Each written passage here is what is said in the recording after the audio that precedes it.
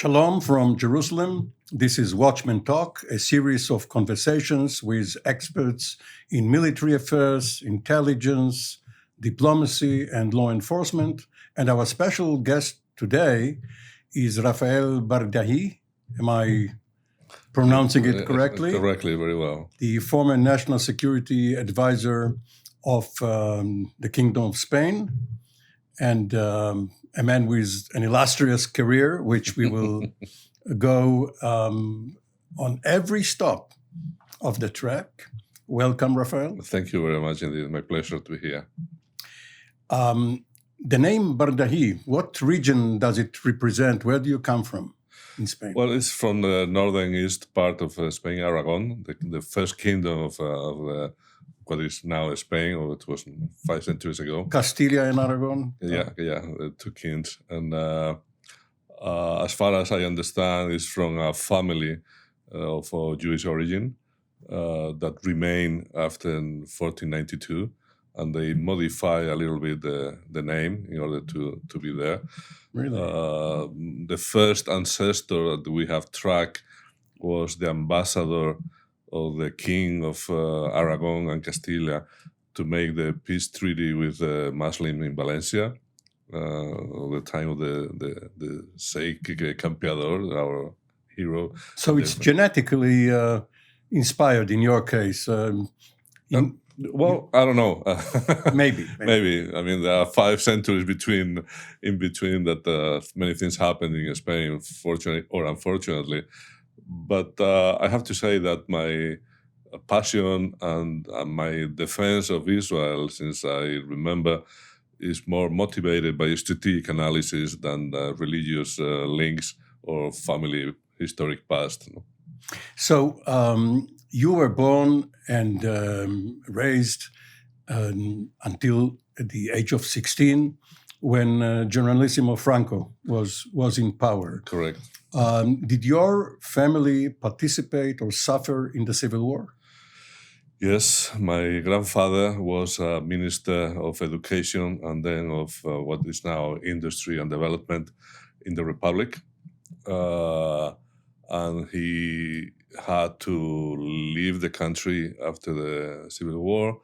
And he died actually when he was moving to Portugal in the border between Spain and Portugal in Badajoz.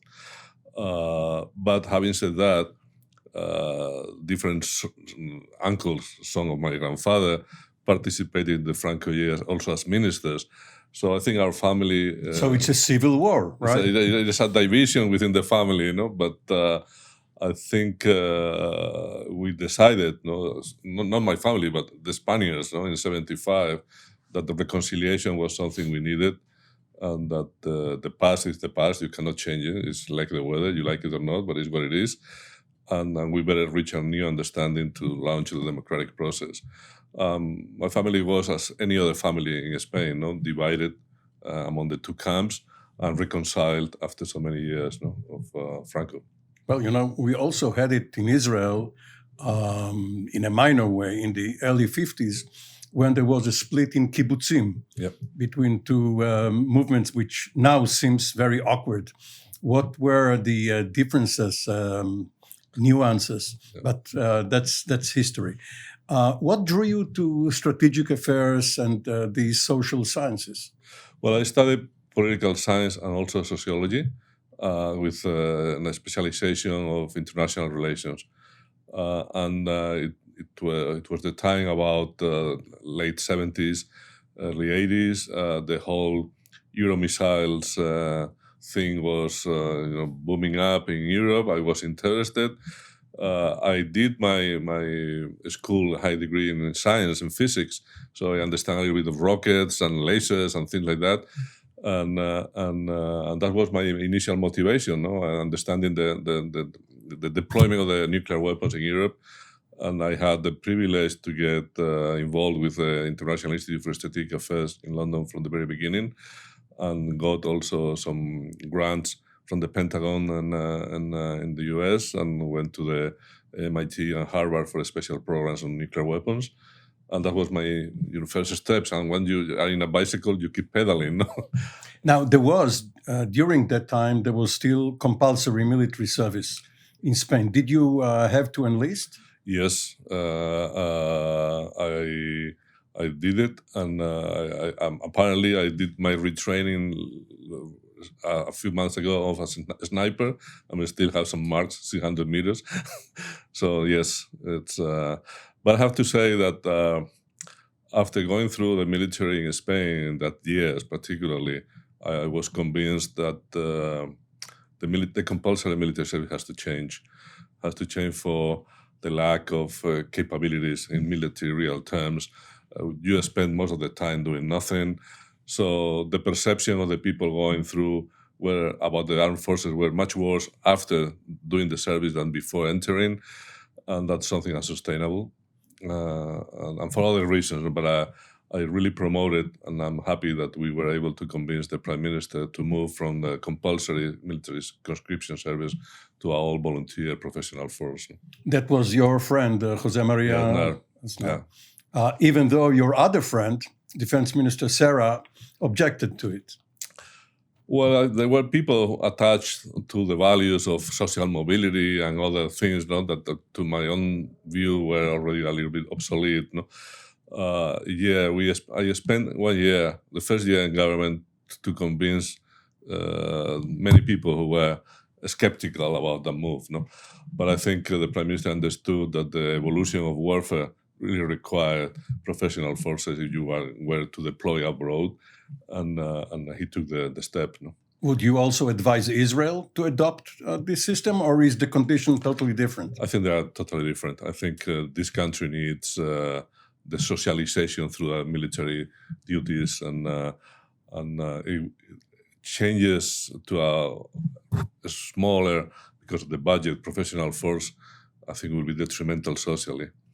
Is there reserve duty in Spain? It is formally or on paper. I don't think we have the ability, or we have developed a system that we can call the reservist for doing the duties every few months or every few years, unfortunately. I think keeping the reservist in touch with the units is indispensable if you are in a volunteer force. We couldn't really achieve that goal, I'm afraid. Now, in 1982, more than 30 years after NATO was established, Spain joined NATO, and this has been one of your specialties, the U.S.-Spanish relationship, which of course precedes the membership of NATO, even in the 1950s, but also the entire transatlantic relationship. What has been happening in recent years regarding Spain's participation in NATO? Because from the outside, from Jerusalem at least, it seems that in NATO, as well as in the European Union, there are two relative giants, France and Germany, and Spain, Italy, and others are in a close second tier. Is that correct, this view? Relatively. I think there are two giants, or there were two giants in NATO outside the United States, of course, which were the UK and France. Germany played a little lesser, to a lesser extent, a lesser role. No? With the Brexit, there was some moments of confusion, but the UK is still in NATO, no? And still, I think, a military power. France is also a military power. Germany is changing now with the new government because of the Russian invasion of Ukraine and the Ukrainian war. Many other countries are increasing their budgets, modernizing the forces. Lately, to my view personally, I think Ukraine has really rattled the institution. No? Until that moment, President Bush said that NATO is obsolete. President Macron said it's brain dead. And I think they were both right. No? There were many problems, existential problems for NATO. Now, NATO is back to the game of fighting the post-Soviet Union, Russia, and they're more happy. Having said that, I wrote a memo when we were in government that was adopted by the American administration, and Condoleezza Rice defended in NATO, asking for a global NATO. At that time, we thought that NATO, if we wanted to survive, has to incorporate other countries like Japan, Australia, and you also defended the participation of Israel and India as partners. These are major non-NATO allies in the American view. Yeah. I think there is something that was called until recently the Western civilization, and I think NATO should transform to defend our Western civilization against all foreign enemies. At that time it was jihadism, basically, and after September 11th. But now we have this rogue axis of Russia, China, and Iran, North Korea, and also you have Venezuela and other countries in Cuba and in the Americas. So I think the game is changing. Is there a consensus in Spain regarding not only membership, but actual active participation in NATO? The question arises because obviously you come from the right side of the aisle. And the socialist government under González was the one which acceded to NATO. And of course, Javier Solana has been a Secretary General. But this is all fine until the first shots are heard and soldiers have to be deployed far from home. Well, actually, when the Felipe González government entered into NATO, we were considered what is called in NATO a footnote country. We participated in the political discussion. We never participated in the military integrated structure. Which is what de Gaulle did to France when he took it out of the military structure. But difference with France, we were less powerful in military terms. We couldn't afford that. A special situation. So the first action by President Aznar was to normalize and fully integrated Spain as any other country. Having said that, the current government in Spain is composed by socialist and communist. The communist part of the government is totally against any military action, the armed forces in Spain, in NATO as an international organization. So it's divided. But for the people in general, NATO has been accepted very well. And I think there is a strong consensus on reinforcing our armed forces. If you look at the polls in Spain, the number one institution, together with the monarchy, the crown, is the armed forces, while the parliament and the politicians are on the bottom. You are also a special advisor to the special forces in Spain. And a special forces unit, GAR, is one of the units in the ready reserve of NATO. Has it been deployed to contingencies? Well, now we have troops deployed, yes, in different countries, particularly along the line with the Russian border and the Baltic states. The Special Forces has been deployed only for military training purposes. We have deployed Air Force units, essentially, and tanks and other units to Central Europe. But the special units are, by their own name, very special. They can be deployed on very short notice, a few hours, So that's not an issue. But they are part of the Guardia Civil, which is like the National Guard in the United States, under both the Defense Minister and the Interior Minister? No. We have the special the headquarters of the Special Operation or the Special Operation Command is from the Army. I see. The Civil Guard has special units, anti-terror, as well as the police, but they are separated. I'm referring exclusively to the armed forces units. Now, in your mid-20s already, you directed a research center, and then you were drawn into government as the National Security Advisor to Ministers of Defense. How is the national security mechanism operating in Spain, or at least when you were in government? Is there a National Security Council of Ministers supported by a national security staff integrating military, diplomatic, and other domains? In 1996, when I arrived in the government, there was nothing. It was just a personal advisor to the Prime Minister.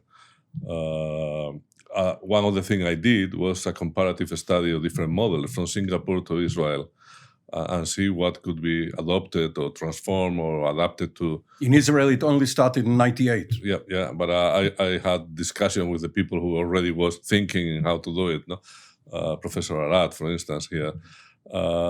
So we built the system from scratch, taking the benefits of knowing what other people have been done.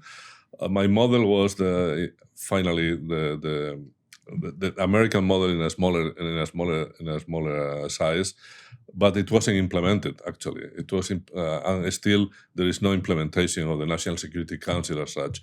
It's a small unit, but it's basically a personal advisor and supportive staff to the advisor to the Prime Minister. But you have a parliamentary system, yeah. And the earliest model is probably the Imperial Defense Committee of the early 20th century, later under General Henke, who helped Churchill. Wasn't that more suitable to Spain?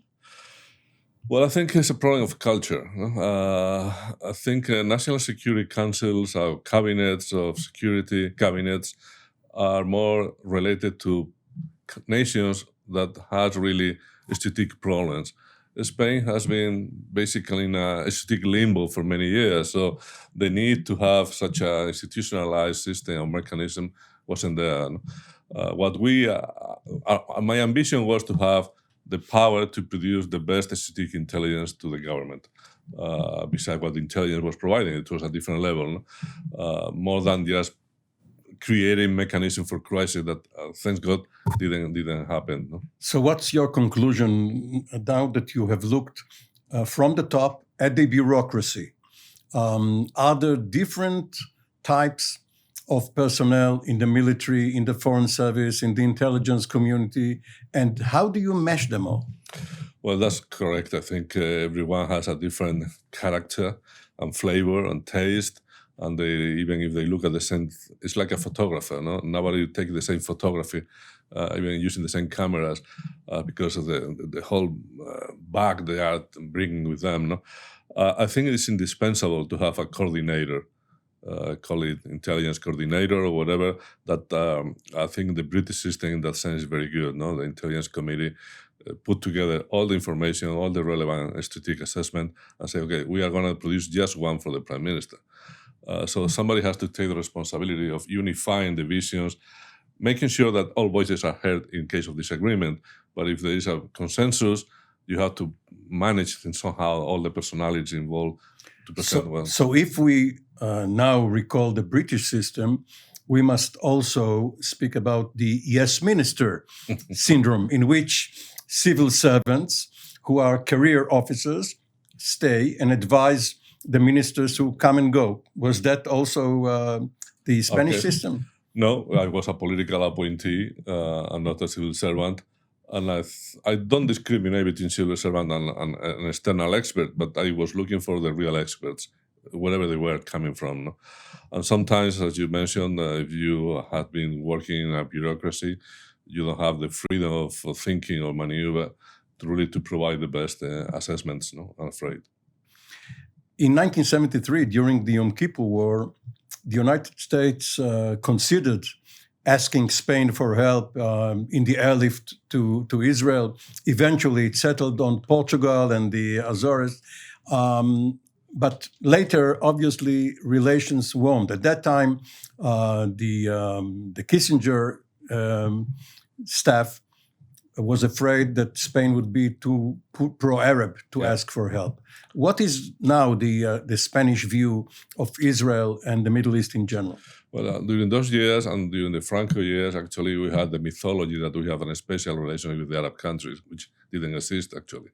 Yes, very special. They conquered most of Spain. Yeah, but because of the proximity with Morocco, Algeria, our dependence on the gas and everything, the government at the time thought that we need to keep them happy, you know. And that's why it was one of the reasons why we recognized Israel so late, unfortunately. But that was a myth. I mean, when we recognized Israel, nothing happened. You know, we could have done it before without any implication whatsoever. But at that time, the government, it was weak. It was the late phase of Franco. The government was very divided, and they didn't allow they negotiated not to be used the main military bases in Rota, basically, who were supplying the cargo planes. The Sixth Fleet. The Sixth Fleet as well. But now it's totally different. You know? I think The government is even from the left is much more realistic and pragmatic, and knows that it has to be in good relation with a country like Israel that has offering us technology, innovation, many goods, no, for the better, no. So at the same time, trying to keep a balanced view on the Arab world. No? Now you mentioned Islam, and obviously whoever is visiting Spain, Andalus, especially Granada, Alhambra, sees that the Muslims were there, the Moors, and were driven out. 800 years. So. Yes, but the groups like Al-Qaeda and Daesh want to come back. Yeah. That would make Spain a natural ally for the West and Israel. Well, you know that for the Muslim view, the more radical Muslim view, the land has been occupied once by a Muslim, exactly. Is a Muslim forever. No? And the mythology is that, yes, there is Al-Andalus still to be reconquered. Having said that, Spain was a country that was fighting the Muslim. So that's also in our genetic code, no? And that's why we have problems with immigration, no? And people are very well aware of the difficulties of integrating Muslim immigration into our society.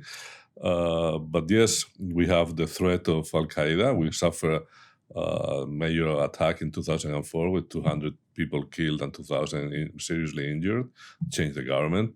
And we had been under constant threat and attacks of the Islamic State. Last year, seven attacks, no, with people killed, using some tactics that are used here: ramming cars, stabbing, not necessarily rifles or big explosives. No,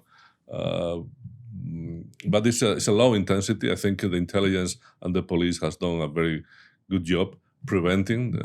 I think Spain is now on top of the figures of preventing and arresting terrorists, no, from the jihad. When you were in government, were Basque and Catalan separatism considered national security issues? No, at that time the terrorists from the Basque Country, ETA, was nationalist forces were in a different stage, much more amenable and not so radicalized, no?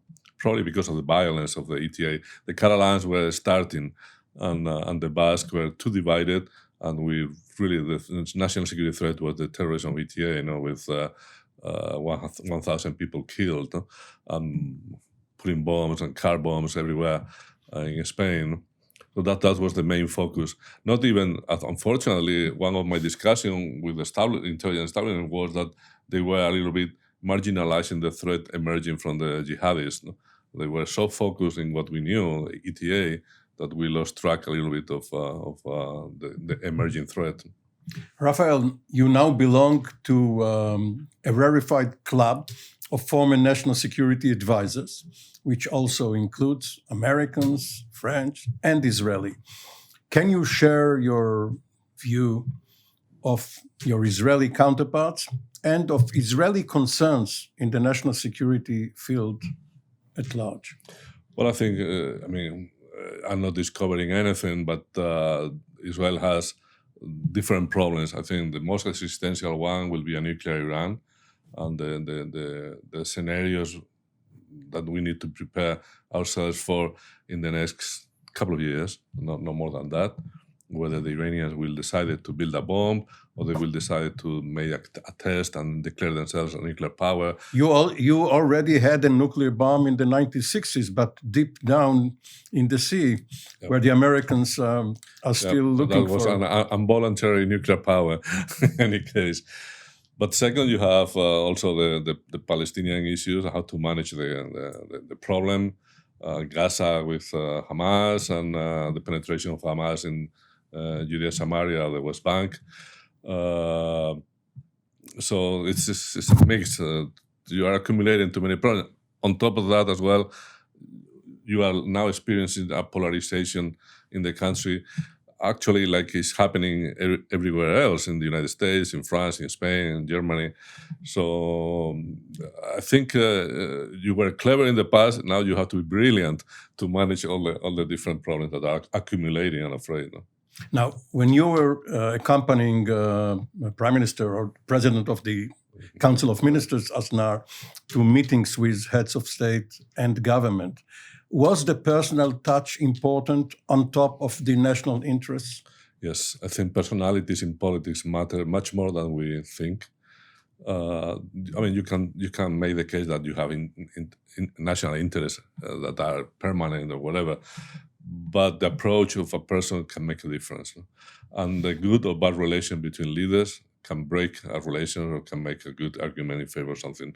So I, as a political scientist, I would disconsider this personality issue, but I think I will be wrong advising not to take that into the equation, because you can have friendly relations and expand the interest of the two countries or three countries, or you can have a very cold, bad personal relation and shrink as a power. No? So it's very important to take into account the personalities. You call yourself a political scientist because of your academic background, but you're also a political animal. You helped establish a party which is projected to play a very important role after the next elections. Will you be part of the government?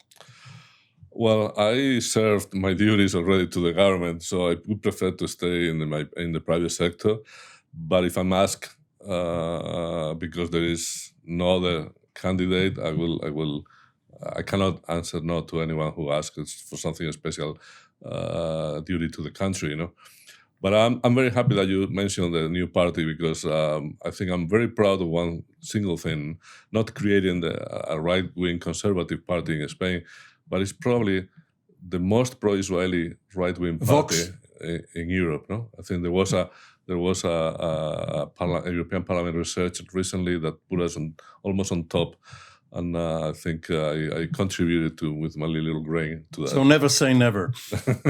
Rafael Bardají, former National Security Advisor of Spain, thank you very much. It has been a real pleasure. Thank you to you for having me.